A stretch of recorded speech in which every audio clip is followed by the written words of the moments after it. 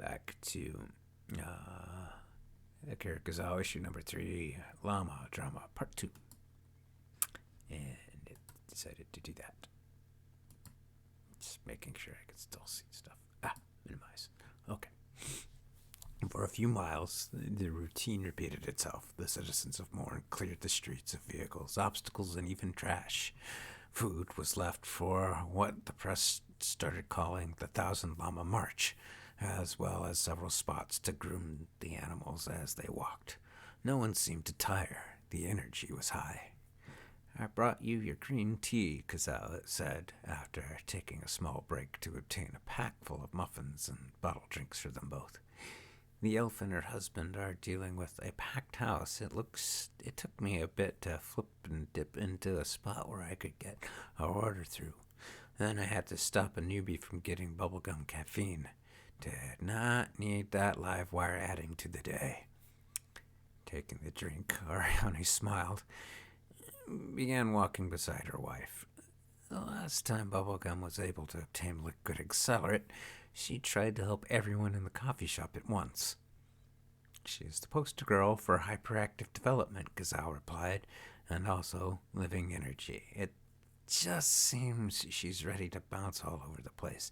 Definitely not the type I expected when meeting an alien from space." "Did you want her to be more like the Grey?" Ariane asked, with a green mustache. Kizzau giggled, offering her wife a napkin. "For some reason, none of the Grey have been known to frequent Mourn, especially after the whole being pushed to use our world as a big science experiment. There are a few in Avalon." "Scientists, sure," Kizzau said, stepping over a pile of hay so a llama could get its fill. "However, I do prefer the extraterrestrials I know to be armored, wielding big swords, or able to blast seemingly harmless fire from their fingertips.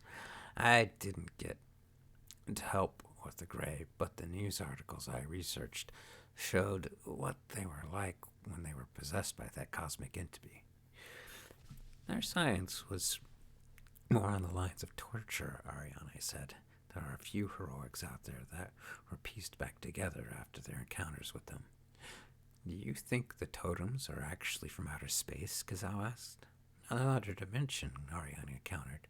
"I feel that High Druid Genrad was on the right track before he disappeared." "You two might want to be on the alert," Saya said over the comms. "The street lights ahead are on a flicker.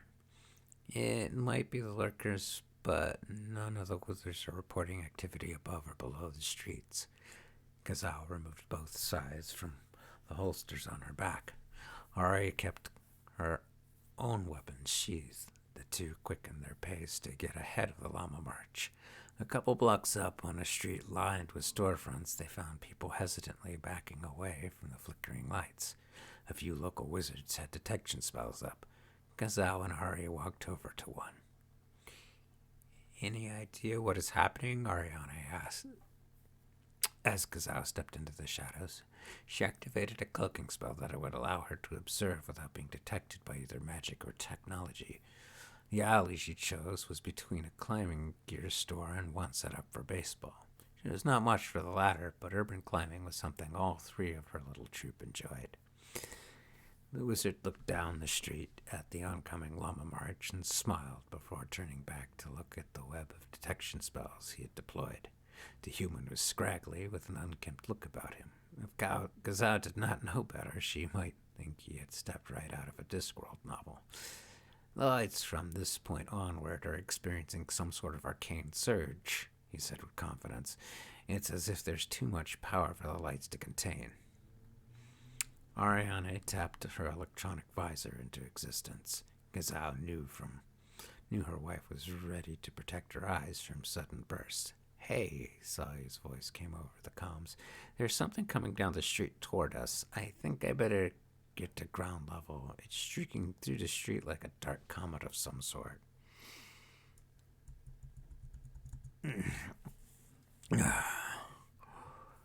Looking down the street, Kizzau could see something covered in shadows streaking toward them. She decided to remain hidden as Saya jumped down from a building to stand beside her sister. "Halt!" the wizard shouted to the small comet. Everyone surprised the being stopped allowing her feet to touch the ground. Ghost comet? Ariane asked, mistaking the figure for the lavender-skinned cosmic heroic that was a member of the Walkers of the Storm. I am not my sister, the being said as the lights in the streets flickered back into some form of normalcy. She is here, then? I have come to visit. The Genshin were a race of beings that explored not only space, but other dimensions. They had stumbled upon Mourn through a happy accident, which had led to the premier heroic team to gain one of its more colorful members. Whereas Ghost Comet preferred to wear white, her sister was clad in dark gray. Long gloves and thigh-high boots completed her look, along with an impressive angular cape. She is a member of the Walkers, the wizard started, of the Storm, the Genshin said, as she smoothed her glowing black hair. I know of them and her deeds. Yes, I may look dark and dire, but I assure you it is all just a fashion statement. Also, it helps to keep me undisturbed when traversing space. No offense, I said, stepping up to the Genshin, but we are trying to walk our Llama friends. They seem on a mission. Gertrude? The Genshin said, sporting a smile all at once. Is that Gertrude? Oh, how I have missed her. And with that, I will see you next time for the conclusion of issue number 3, Llama Drama. And thank you for listening.